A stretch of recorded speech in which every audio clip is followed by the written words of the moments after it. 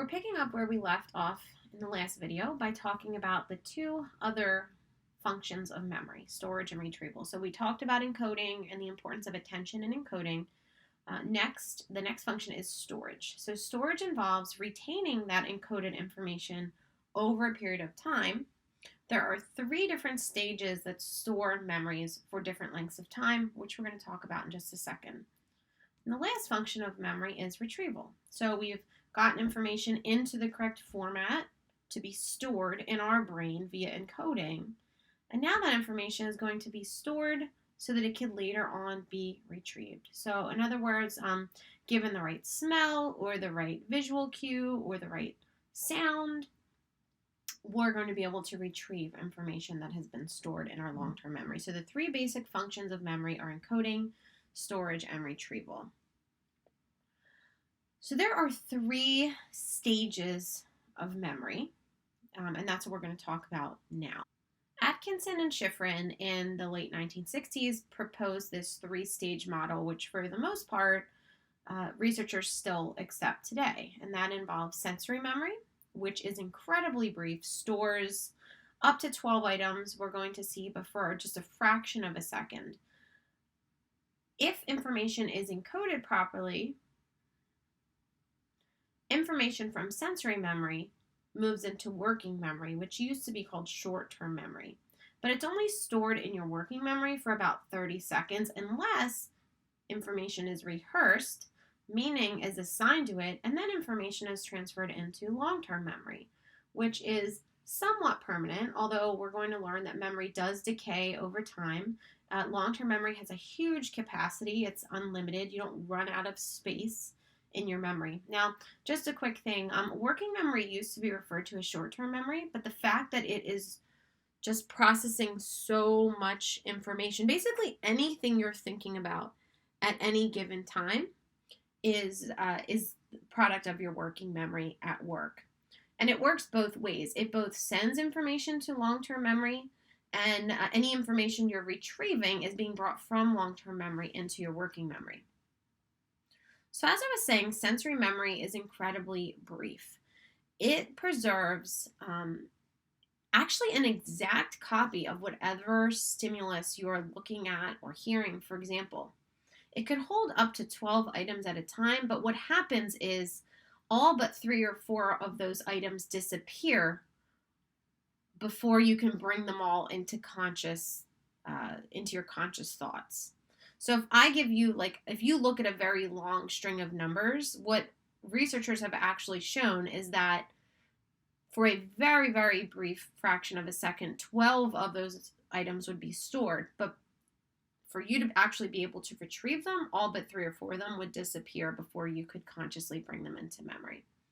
There are separate sensory registers for each of our senses. And the two that you definitely need to know are echoic memory, which is any information we bring in through our auditory system. So anything we hear is considered echoic memory. And iconic memory, which is our memory for visual information that's processed by our visual system. So again, these are just different each sensory register it is referred to by a different name, but this is information that's coming in and being stored in our sensory memory. So moving on to working memory, I was saying that this also has a pretty brief duration, although it's still longer than sensory memory. It's about 20 to 30 seconds that information stays in your working memory. If information is properly rehearsed, then it will be encoded and stored in long-term memory. But probably one of the most important things you need to know about working memory is its incredibly small capacity. So of the 3 stages that we're talking about, working memory actually has the smallest capacity. We said sensory memory can store up to 12 items. Working memory can only store 7 plus or minus 2 chunks of information at a time. So this small capacity, in addition to its very short duration of 20 to 30 seconds, lends us to sometimes refer to working memory as the bottleneck of memory. So working memory consists of 3 components. Your central executive, which is kind of directing the activity from sensory memory and long-term memory. It brings in new information from sensory memory. It's retrieving information from long-term memory. So think of the central executive as like the portion of working memory that's in charge. The phonological loop holds on to verbal information or information that we hear. So for example, if you're given a string of numbers to remember, you can hear the names of the numbers as you think about them and as you are remembering them. The visuospatial sketchpad holds visual information or spatial information. So if you were to close your eyes and try to remember what you saw right now, that information would be stored in the visuospatial sketchpad of working memory. Magic number for working memory, like I said earlier, tends to be commonly accepted as 7 plus or minus 2 chunks of information. So an example of a chunk is, have you ever memorized your social security number? Your social security number is considered only 3 chunks of information.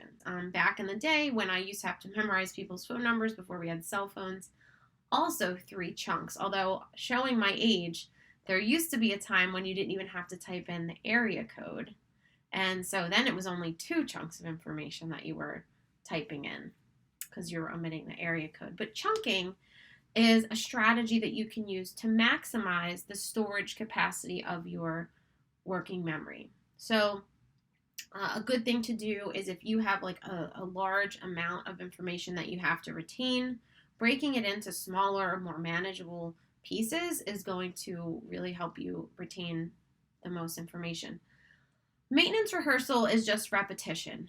Maintenance rehearsal might keep information from fading while it's in working memory. It's like, I think of Dory from Finding Nemo. P. Sherman, 42 Wallaby Way, Sydney. P. Sherman, 42 Wallaby Way, Sydney. This is maintenance rehearsal. This is not necessarily good for storing information in your long-term memory, but it'll keep information fresh in working memory. A much, much better strategy for moving information from working memory into long-term memory is making it meaningful, assigning meaning to it through the process of elaborative rehearsal, which we've been talking about since day 2 of school. Elaborative rehearsal is the process by which information is actively reviewed. It's related to stuff that you already know or stuff that's already stored in long-term memory. Without this type of rehearsal and without this type of meaningful rehearsal, information disappears from working memory in 20 to 30 seconds. So if you're distracted in class, odds are very good that you are not going to retain anything that you hear because you have to be actively assigning meaning to information. So elaborative rehearsal is a very effective way to stem off this forgetting curve. Remember, we're going to learn about this more, but most meaningless information is actually lost within just one day